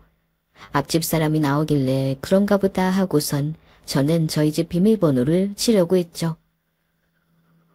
아유 안녕하세요. 오랜만에 뵙는 것 같아요. 요새 통 되게 안 계신가 보네요. 그런데 앞집에서 나온 아주머니께서 저에게 말하고 시는 겁니다. 참고로 앞집과는 안면만 트고 지냈고 딱히 이웃 간에 오가는 적점은 그 외에 없었어요. 50대 부부가 사는 집이었는데요. 자녀분들은 자취하느라 가끔 주말에 들른다는 정보만 제가 스쳐가듯 들어서 알고 있던 게 다입니다. 그전까진 마주치면 꼬박 묵념만 했었는데 갑자기 저에게 말을 건 것이었죠.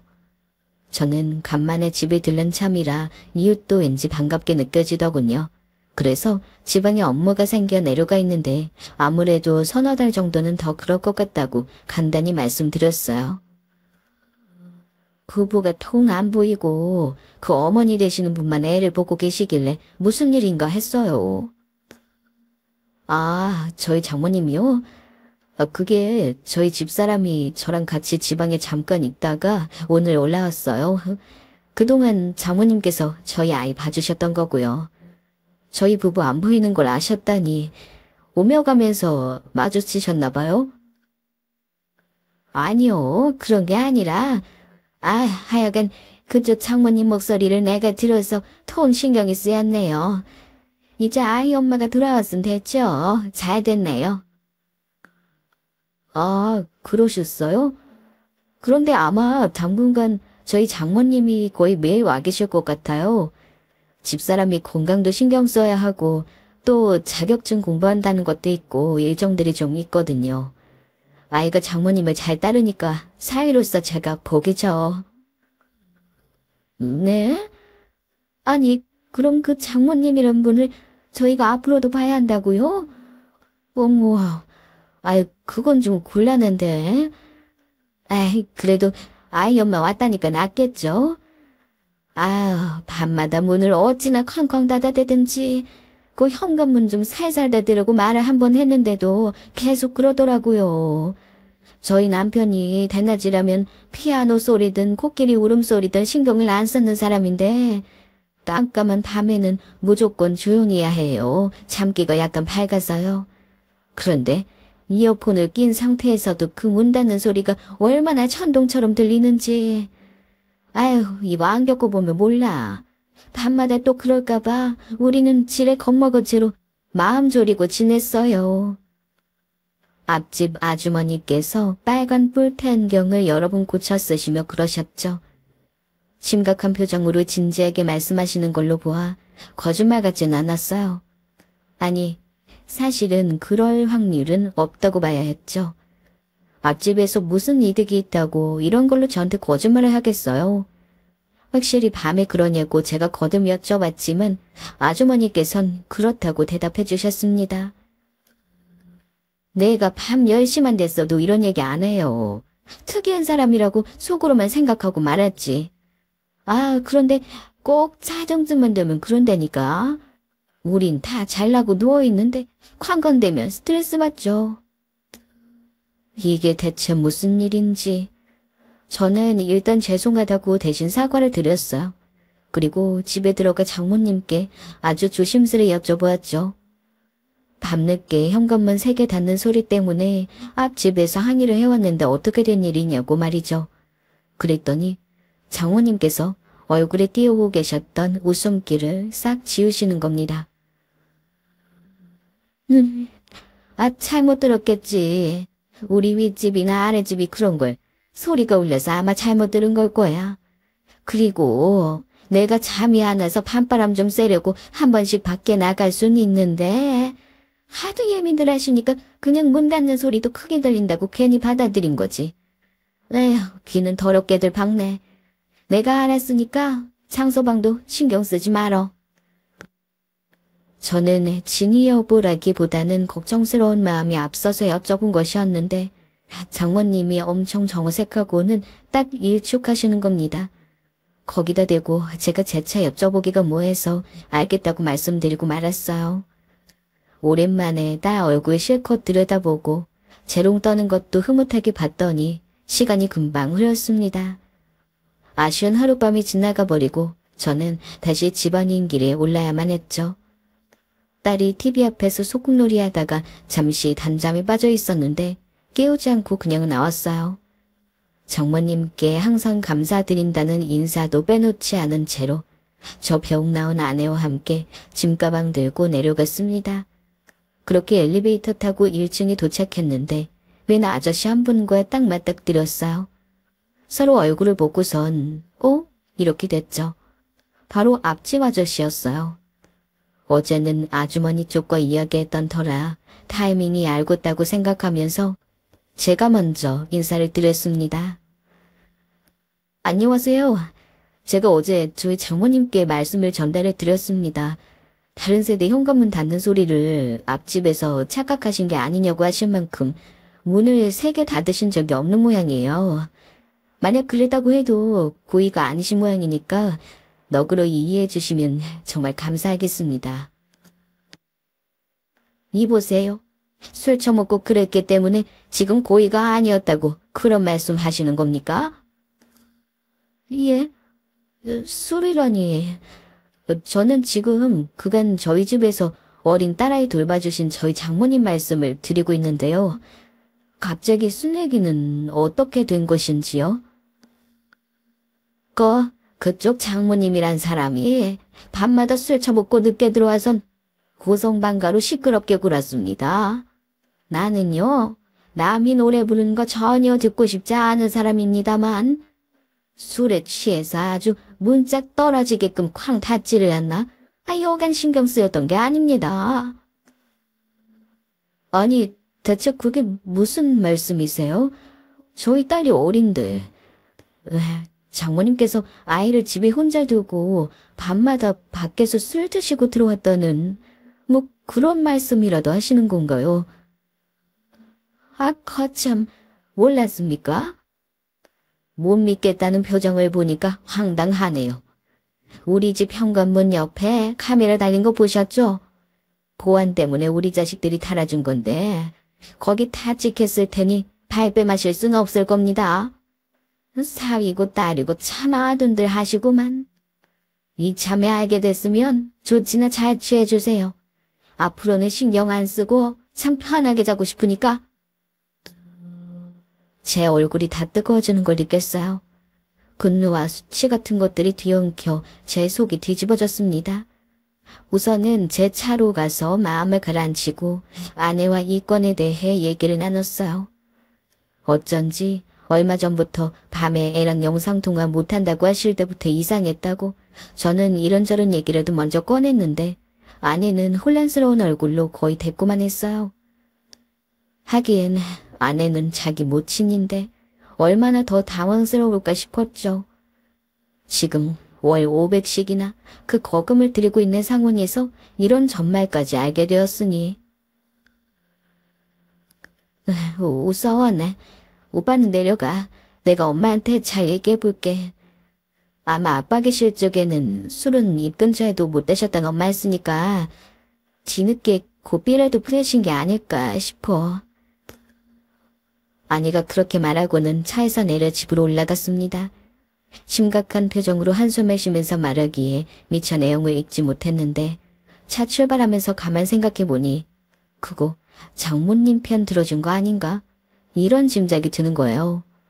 입에 불을 뿜으면서 화를 내도 모자랄 상황인데 엄마로서 분노하기보단 딸로서 자기 엄마를 더 배려하기 급급한 것처럼 느꼈어요. 그러자 약간의 배신감이 들었고 저는 아파트를 빠져나가려다 말고 경비실에 차를 세웠습니다. 경비서장님께 제 소개부터 드리고 앞집 연결을 요청했죠. 앞집 아저씨와 바로 통화를 할 수 있었습니다. 아까 뵀던 앞집 애기 아빠입니다. 정말로 죄송하지만 혹시 제가 사장님의 핸드폰 번호를 받을 수 있을까요? 제 번호도 알려드리고 싶습니다. 앞으로 저희 장모님께서 다시 늦은 시각에 만취하신 채로 소음을 발생시킨다거나 하면 제가 도움을 드리고 싶어서요. 제 정중한 부탁을 앞집 아저씨는 바로 들어주셨습니다. 그분인가요? 아주 반색하시면서 번호를 불러주시더니 현관이 단 카메라로 언제든 협조해 줄 테니 말만 하라고 하시는 겁니다. 그 어린아이를 두고 젊은 부부가 믿고 맡겨놨으면 책임지고 손녀 아이 보살펴야지. 어딜 경우 없이 밤에 아이를 혼자 두고 쏘다닙니까? 그것부터 거슬렸어요. 에휴, 각자 알아서 사는 요즘 세상에 내가 오지랖 펼치는 이웃으로 보일까봐 가만히 있었던 건데 속으로는 영 못마땅하다 여기고 있던 참이요. 제가 하고 싶은 말을 어째서 앞집 아저씨가 속 시원히 짚어주시는 건지. 여튼간에 정말 감사하다고 인사드렸죠. 그리고 운전 잘하고 무사히 내려왔는데 그날 아내랑 전화로 싸웠습니다. 역시나 아내가 장모님 편을 들더군요. 장모님 앞으로 안 그러시겠다고 약속은 받아놨어. 미안하다고 말씀은 하시지. 왜 그러신 거래? 오빠, 작작 좀 해. 이제 다 알았고 지적했으면 그걸로 됐잖아. 엄마가 우리보다 어른이신데 어른이 잘 하시겠지. 저는 어떻게 그것으로 일단락할 수 있냐고 따졌고 아내는 그런 저에게 지랄 유난 떤다면서 화를 냈어요. 아내가 기본적으로 성질이 대단한데 그 성질 일어나는 영역만 건드리지 않는다면 온실 속 화초 같은 사람이거든요. 엄청 이유자적한 사람이에요. 대신 이 심기 건드리는 영역을 터치한 순간부터 폭발입니다. 제가 보니까 아내는 더 이상 이 일로 장모님을 건드리지 않길 원하는 것이었어요. 저만 내려와 있는데 구체적으로 파고들기도 애매하고 그래서 억울하지만 제가 한 수 접어주었죠. 집안의 평화를 위해서요. 어찌됐든 아내가 이제 딸이랑 집이 있으니 다시 그런 문제가 불거질 것 같지도 않았어요. 그리고 3주 뒤 토요일 아침에 아내가 반찬을 싸들고 내려왔어요. KTX를 타고 내려왔는데 그건 기차역이 좀 멀었습니다. 그래서 아내 태우고 제 자취집으로 가는 길이 꽤 되어서 어색한 공기가 감돌았어요.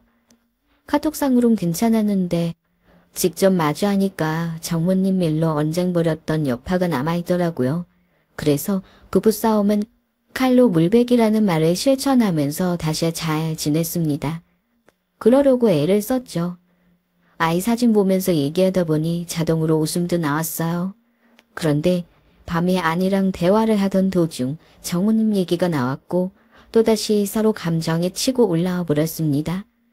저는 아무리 그래도 코로나가 심각한 와중에 아이를 집에 두고 밖에서 지인분들과 술자리 갖고 들어온 장모님이 이해가 안 갔거든요.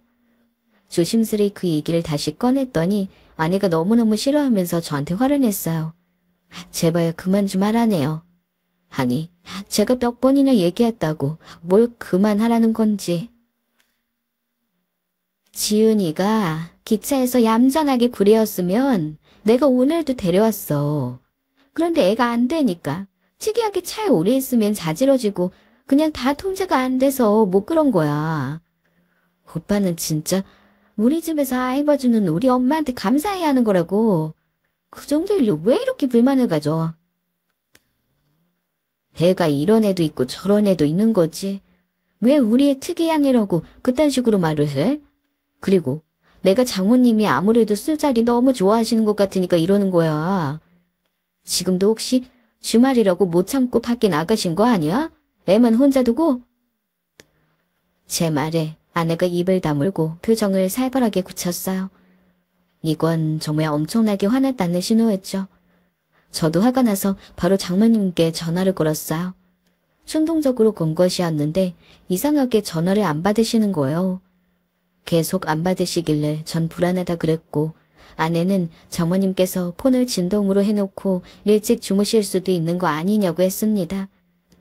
냉전 상태에 접어든 저희는 각자 따로 잤고요. 아침 밝자마자 준비 간단히 해서 제 차 타고 집에 올라갔어요. 저는 장모님께 그 일을 제대로 따져 묻지 못한 앙금이 남아있었으므로 이대로는 어차피 안 된다는 생각이었죠. 아내도 삼자대면에서 회포를 풀자고 했고요. 그렇게 도착한 집. 저희는 들어서자마자 경악을 해야 했습니다. 마스크를 내리자마자 맡아지는 희미한 술 냄새. 거실 소파에 대자로 뻗어 입을 크게 벌린 채 컥컥 소리 내면서 외출복 차림으로 주무시고 계신 장모님이 보였어요.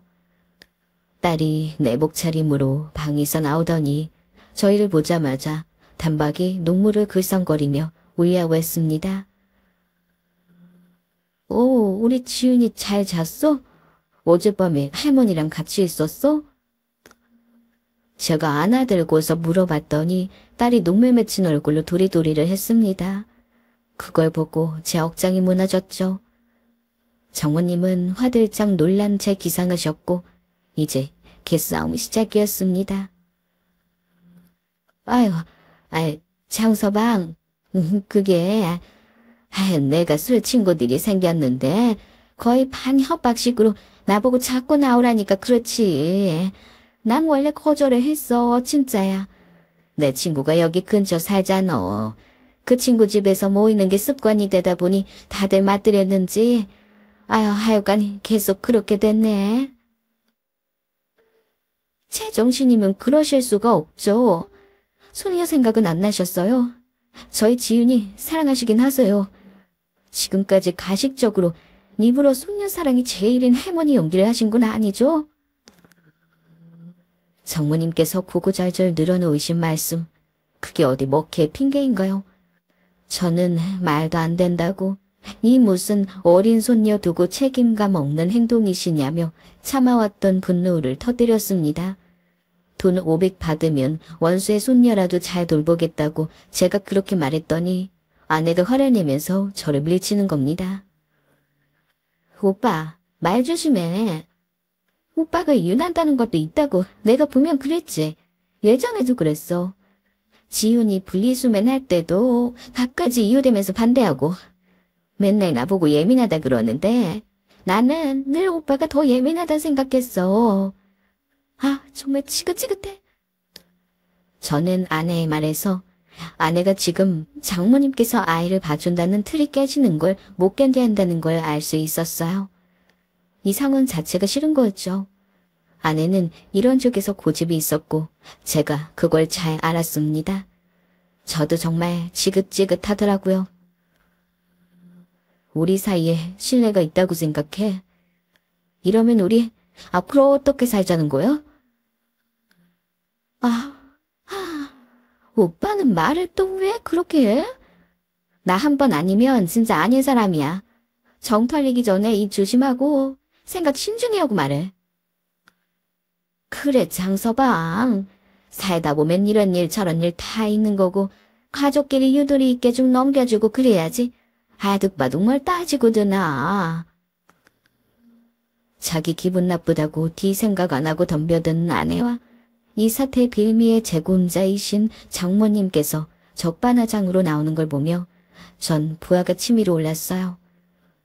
대화를 하면 할수록 점입가경이었죠. 머리 좀 식히고 다시 생각해보자고 제가 나름 차분하게 마무리를 지었습니다. 그리고 내려와서 어떻게든 업무에 열중하려 할 때 아내로부터 청천벽력과도 같은 연락을 받았어요. 엄마한테 오빠가 사과할 생각 없으면 나 오빠랑 못 살 것 같아. 한 가정 안에서 부부로 안 되겠다고. 야, 너 장난하냐? 내가 왜 사과를 해? 너 어디 머리가 잘못된 거 아니야? 저희는 감정적으로 싸워댔고 끝에 끝까지 치닫게 되었습니다. 그런 일이 이렇게까지 된 걸 보면 저희는 부부의 운명이 아니었나 보더라고 제가 그렇게 얘기를 했어요. 그러자 아내가 이혼하자고 하더군요.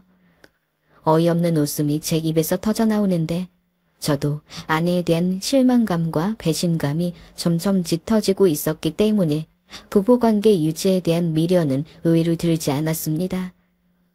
저희 집에 제가 연락을 드려서 상황 설명 후에 의견을 구하게 됐고 결국 이혼하기로 했어요. 부부 중에 아무도 굽힐 사람이 없다면 갈라서는 게 맞다고 아버지께서 단호하게 말씀을 해주셨죠. 제3분 날은 걱정이 되지 않았는데 관건은 딸이었죠. 저는 딸을 당연히 제가 데려올 생각으로 이혼에 동의했던 것이었건만 상황이 그렇지 않았습니다. 애 낳고 우울증 앓았던 사람이 무슨 애를 맡겠다는 거야? 너 얘한테도 못할 짓이야 그거. 지윤이에 대해 오빠가 뭘 한다고 그래. 늘 애 봐왔던 건 우리 엄마였고 그 다음으론 나였어. 육아라곤 전혀 모르는 오빠보단 내가 나. 그리고 엄마인 내가 양육권에 훨씬 유리한 거 알지? 정말 마음 아픈 소식이었어요. 딸을 제가 데려올 수 없다니. 딸이기 때문에 아빠보다는 엄마랑 사는 게 나을 수 있다면서 제 친구들은 저에게 말해주었고 제 부모님도 이왕 이혼하는 거 차라리 아이까지 넘겨주고 결혼생을 청산하라고 했습니다. 이혼 조정으로 가려 했으나 아내가 장모님께서 모임 좋아하시고 뒤늦게 술맛에 빠지신 걸 자기는 진작 알고 있었다면서 그런데 손녀를 돌보면서는 안 그러실 줄 알고 함구하고 있었다며 미안하다고 이 부분을 사과했고 인정했습니다. 그러면서 위자료, 재산 분할 모두 제가 원하는 방향으로 해주겠다고 했기에 합의서 정식으로 쓰고 합의 이혼을 하게 되었어요. 그렇게 저희는 개싸움을 벌인 지 넉 달 만에 이혼까지 가게 되었죠. 그리고 3달간의 숙려 기간을 거치게 되었습니다. 이게 다 무슨 일인가 싶으면서도 사람 관계에서 정 떨어지고 질리고 나니까 진짜 뒤돌아보고 싶지가 않아지더군요. 저희 딸 태어났을 때 고귀한 생명보다도 저는 아내가 먼저 눈에 들어왔던 사람이었는데 솔직히 그때는 핏덩이 신생아는 잘 보이지도 않았고 온갖 고생 끝에 드디어 출산을 한 아내의 핏줄 터진 얼굴이 더 눈물 났었어요. 그런 아내였지만 이제는 저와 남남이 되려고 서로 사력을 다하고 있다니 정말 충격 그 자체였습니다. 속은 굶어 있었으나 애써 담담한 척 지내고 있던 그때 저는 아내의 친구가 올린 SNS 게시물을 보게 되었습니다. 겨울인데 하나도 안 추워. 기분 전환 가평 펜션 나들이. 파티할 거니까 코로나 꺼져. 펜션에 친구들이 놀러간 모양이었는데 사진 속에 저와 이혼 진행 중인 아내가 있는 겁니다. 아이는 어쩌고 친구들이랑 놀러간 건지 또 장모님께서 혼자 보시려나 이런 생각이 들었죠. 그 순간 정말 하늘이 절 도왔습니다. 좋은 날씨의 주말 저녁인데 아내마저 집에 없다? 머릿속에 생각 하나가 번뜩인 겁니다. 저는 실내를 무릅쓰고 당장 앞집 아저씨에게 연락을 했어요. 늦은 시간에 죄송합니다. 예, 저 애기 아빠입니다. 죄송하지만 지금 댁에 계시나요? 그럼 혹시 저희 집 벨 한 번만 눌러봐 주시겠어요? 아, 사람 있는지 확인이 필요해서요.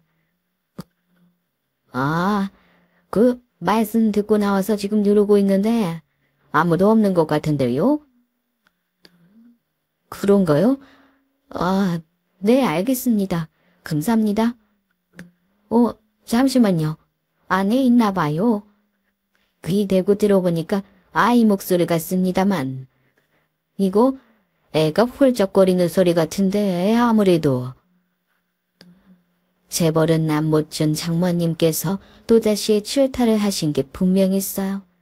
재차 아저씨를 통해 상황을 확인받은 저는 결심을 굳히고 어려운 부탁을 드렸습니다.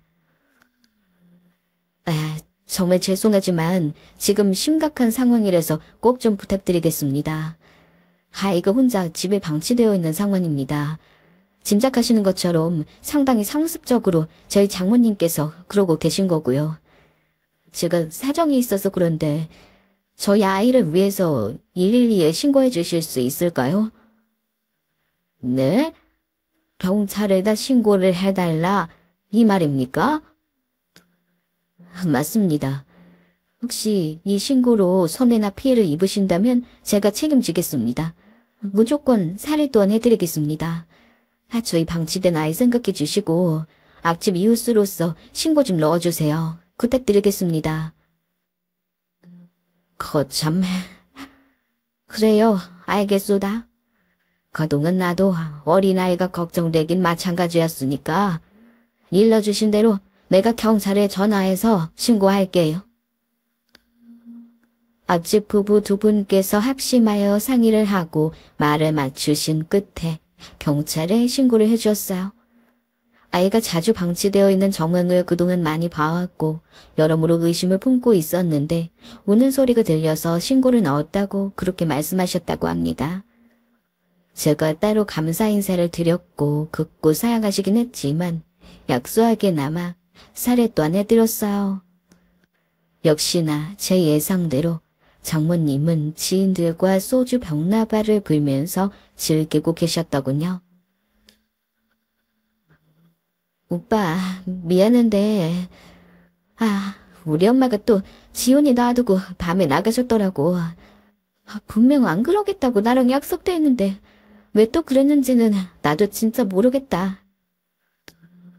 친구들과 펜션 잡고 놀고 있는데 난데없이 집에 경찰 출동했다고 연락받은 것에 아내는 큰 충격을 받은 듯 했습니다.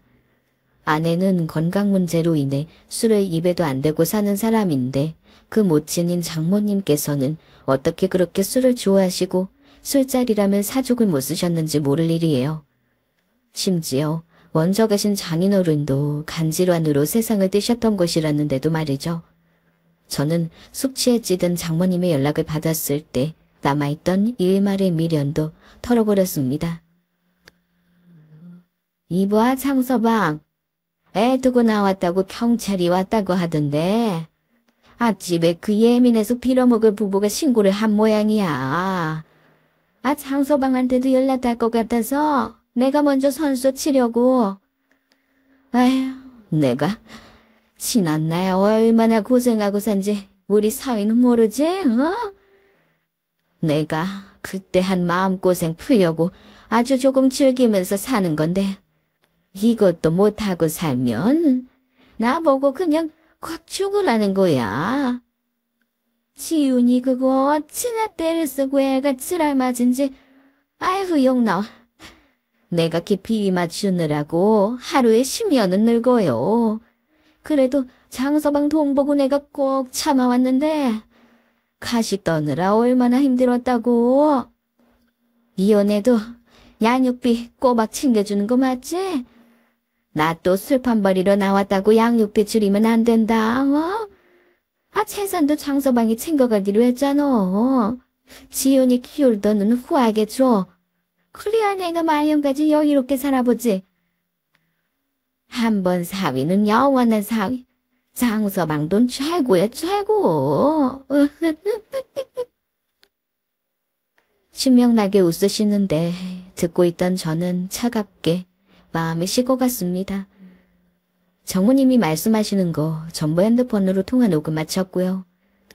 한순간이나마 딸을 포기하려고 했던 제 자신에게 원망이 들었어요.